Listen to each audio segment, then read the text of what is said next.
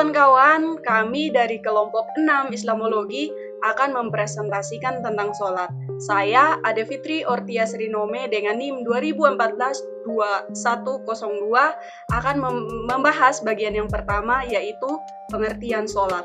Apa sih sholat itu? Sholat merupakan ibadah wajib bagi umat muslim. Sholat juga merupakan rukun Islam setelah syahadat.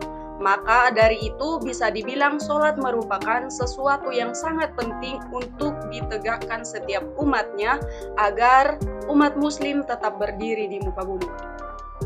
Halo kawan-kawan, saya Nika Nasala Dugala dengan NIM 2014-2129 akan menjelaskan jenis-jenis sholat.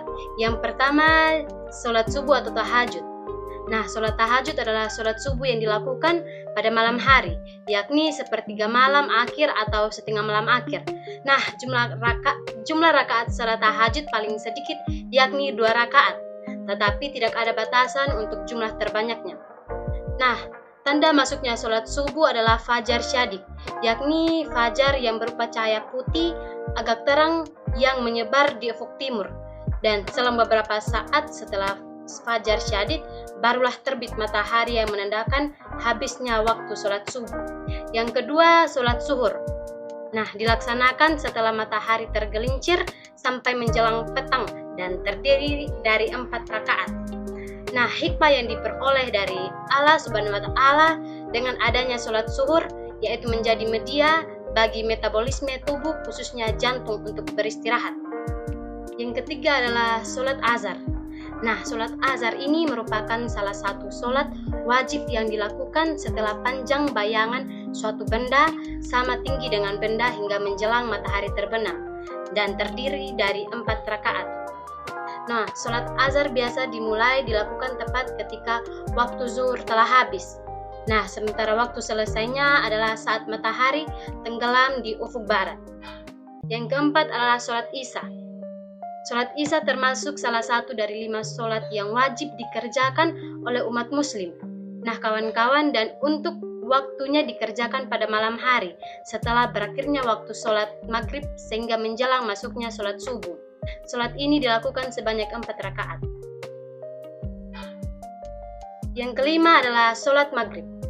Sholat maghrib dilangsungkan pada saat matahari sudah terbenam. Sholat maghrib dilaksanakan sebanyak 3 rakaat dan dapat dilaksanakan sendiri ataupun berjamaah. Nah, jumhur ulama sepakat bahwa sholat maghrib dimulai sejak matahari tenggelam. Nah, tepatnya ketika semua bulatan matahari hilang di telan bumi. Sementara batas waktu sholatnya ialah saat hilangnya syafaat, yaitu mega-mega berwarna kemerahan setelah matahari terbenam di ufuk barat.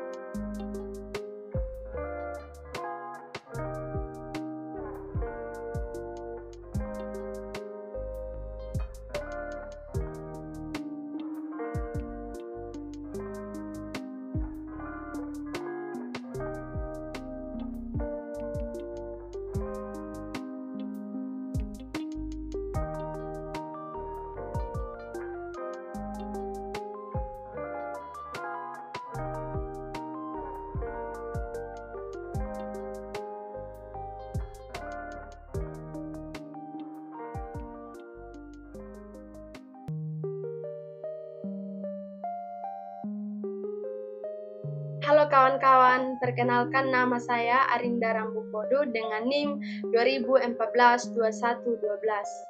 Saya akan menjelaskan tentang tata cara sholat. Yang pertama ada niat atau al-niyah, yang berarti tujuan. Sedangkan menurut syariat adalah hasrat untuk melakukan ibadah dalam rangka mencari keridhaan Allah Subhanahu wa Ta'ala. Disebutkan juga makna niat secara bahasa adalah keinginan untuk melakukan sesuatu. Niat juga bermakna pembedaan maksud seseorang dalam beramal. Apakah semata-mata karena Allah Subhanahu wa Ta'ala atau karena yang lainnya atau karena bersamaan dengan yang lainnya. Kemudian yang kedua ada bacaan akbar pada kalimat takbir yang berarti Allah Akbar, lebih besar dari segala sesuatu. Akbar yang kedua bisa pula bermakna maha besar. Kedua makna akbar ini sama-sama menuntun kita pada keyakinan bahwa segala sesuatu yang ada di dunia ini kecil dan Allah lah yang besar.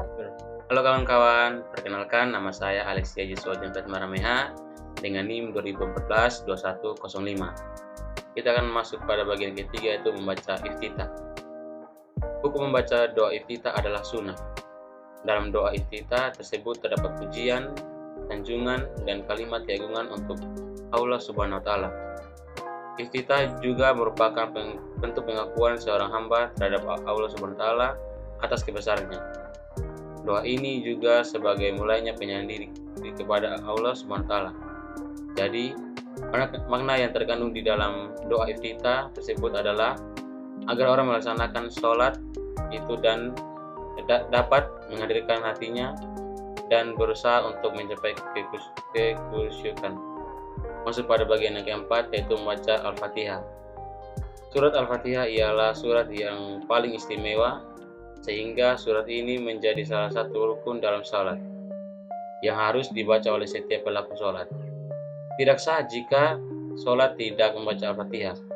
Karena itu, orang yang menegakkan salat setidaknya mengulangnya sebanyak 2 kali dalam sehari. Pada saat kita membaca surat ini, muncullah perasaan bahwa kita sedang berbicara kepada Allah Subhanahu wa Ta'ala, dan yakinlah bahwa Allah Subhanahu wa Ta'ala menjawabnya pada setiap ayatnya. Halo teman-teman, perkenalkan nama saya Fernando Sildingo dengan NIM 2014-2132. Di sini saya akan menjelaskan tata cara sholat.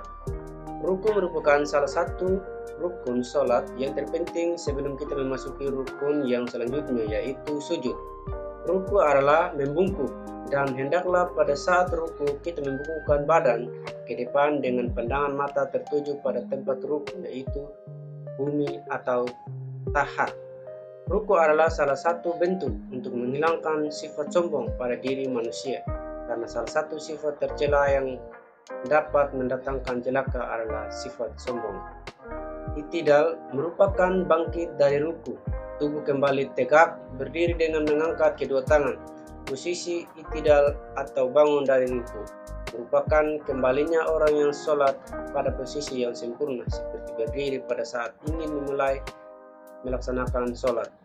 Hal ini bertujuan agar setelah kita menunduk dan menyerahkan segala sesuatunya kepada Allah Subhanahu wa Ta'ala, kita harus tetap berusaha dalam kehidupan ini. Halo kawan-kawan, perkenalkan nama saya Christian Ananda Dwi Kurnia dengan NIM 2014-2119. Di sini saya akan menjelaskan pada bagian yang kelima, yaitu membaca surat yang dihafal. Dalam melaksanakan ibadah sholat, seorang muslim dianjurkan untuk membaca surat pendek setelah membaca surat Al-Fatihah. Saat hendak membaca surat pendek untuk sholat, tidak ada ketentuan khusus untuk harus membaca surat pendek yang mana. Selama surat tersebut tercantum dalam Al-Quran, semuanya bisa dibaca ketika melakukan sholat. Contohnya, surat An-Nas, yang berarti aku berlindung kepada Tuhannya, manusia. Dan surat-surat pendek lainnya bisa dibaca ketika kita hendak melakukan sholat. Kita masuk pada bagian yang ke-8, yaitu sujud syukur. Sujud syukur dilakukan sebagai bentuk terima kasih kita kepada Allah Subhanahu wa Ta'ala.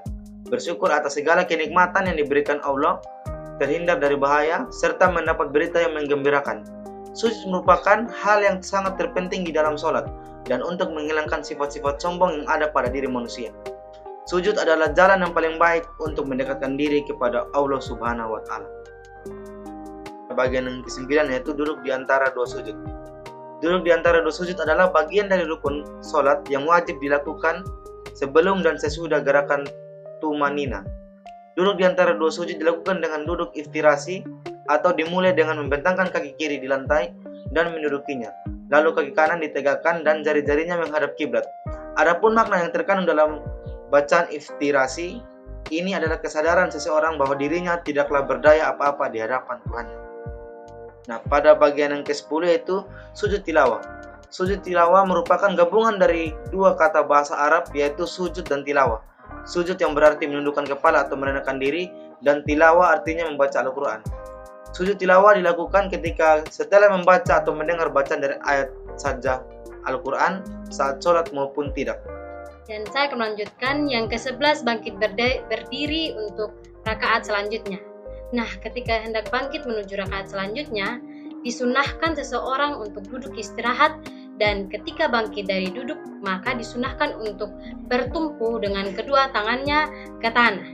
Nah, duduk istirahat adalah duduk sesaat yang dilakukan ketika akan bangkit ke rakaat kedua atau keempat.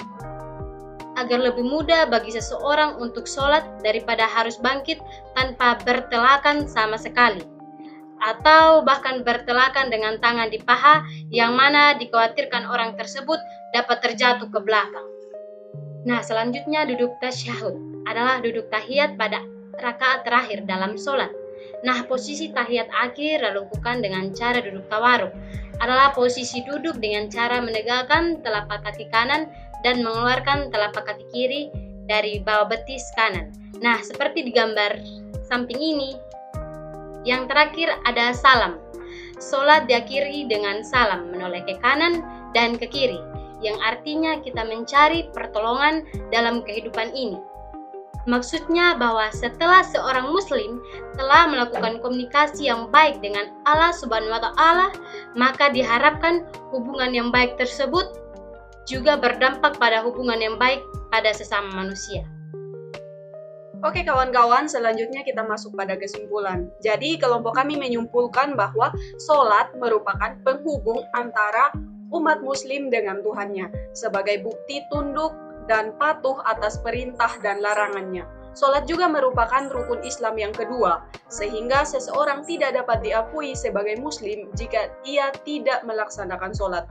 Perintah sholat bersifat mutlak dan tidak boleh ditinggalkan. Nah, kawan-kawan, demikian presentasi dari kelompok kami, dan semoga materi ini dapat bermanfaat untuk kita sekalian.